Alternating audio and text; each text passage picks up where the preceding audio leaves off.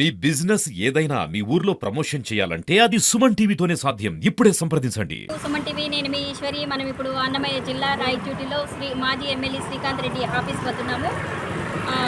YCP కార్యకర్తలపైన దాడులకు దిగిన వారిపైన కఠినమైన చర్యలు తీసుకోవాలని చెప్పి మాజీ ఎమ్మెల్యే శ్రీకాంత్ రెడ్డి గారు చెప్పడం జరిగింది. సార్, విజయభాస్కర్ మీద దాడి జరిగింది కదా, అది ఏమైంది, ఎవరి గురించి?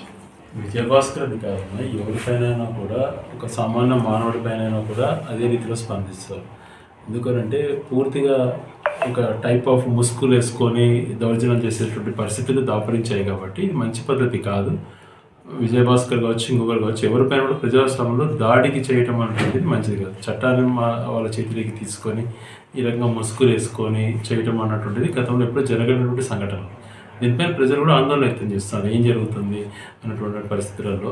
దీన్ని ఎటువంటి పరిస్థితుల్లో పోలీస్ వ్యవస్థ సపోర్ట్ చేయకూడదు. ఎటువంటి వాళ్ళైనా కూడా అధికార పార్టీ నుంచి ఒత్తిళ్ళు వచ్చినా రాకపోయినా వాళ్ళ బాధ్యతగా అరెస్ట్ చేయాలి. గతంలో జరిగిన దాడులపైన కూడా ఇంతవరకు అరెస్ట్ జరగలేదు.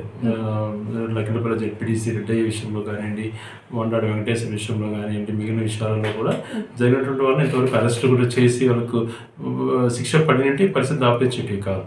ఇది రోజు రోజు నిర్లక్ష్యం చేయటం వల్ల ఇంకా పెరిగేటువంటి ఇది ఉంటుంది. ఈ ముసుగులు కూడా ఏందో, ఈ మాస్కులు వేసుకొని చేస్తున్నటువంటి అరాచకాలు చేస్తున్నటువంటి వీళ్ళను పబ్లిక్గా శిక్షిస్తే ప్రజల్లో కాన్ఫిడెన్స్ వస్తుంది, పోలీస్ వ్యవస్థ పైన గౌరవం పెరుగుతుంది.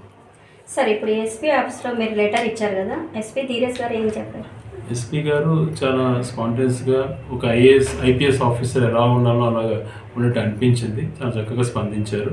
ఖచ్చితంగా ఎరాడికేట్ చేయాలన్నటువంటి ఆలోచనతోనే ఉన్నాం సార్. మేము కూడా అన్ని రకాల ఇన్ఫర్మేషన్స్ తీసుకొని ఖచ్చితంగా ఎవరైతే చేశారో వాళ్ళను గతంలో ఏం జరిగిందో నాకు తెలియదు, కానీ ఇప్పుడైతే కానీ ఇటువంటి తప్పు చేసిన వాళ్ళని 80% రౌడీ షీట్స్ ఓపెన్ చేసి శిక్ష పడే విధంగా చేస్తాం.